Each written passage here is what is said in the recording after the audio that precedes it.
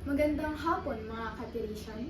Kasama ko naman si Sir Dominador R. Garcia Sr., ang punong barangay ng Boni North upang magkalap din ng mga impormasyon patungkol sa pondo ng barangay. Magandang hapon po, Sir. Baga malumay, ma'am. Paano po natutugunan ng barangay ang mga pangangailangan ng komunidad sa pamamagitan ng pondo ng barangay? Hindi matutuguran ako na. Tutugunan. Matutugunan po. Zero ano na. Sa pwesto na. Ano mo, pinagkama natin ano. Kas nung aram natin itipondo ti barangay. Yung kami tikabit may pundo ti barangay. Tapos ada makita ti kabarangayan may nga di yung pundo kahit kapan iti kabit. Ano naman po ang mga hamon na kinakaharap ng barangay sa pangongolekta ng kita? Sa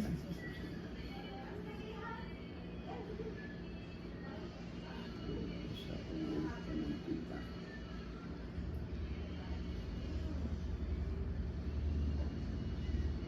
Diba? First, kung ano da, magsisigil ka.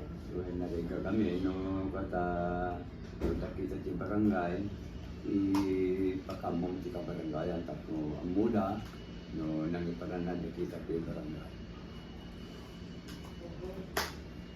Nais din po naming malaman kung sa paanong paraan po nakakatulong ang pondo ng barangay sa pagpapalakas ng ekonomiya at pagpapabuti ng pamumuhay ng mga residente.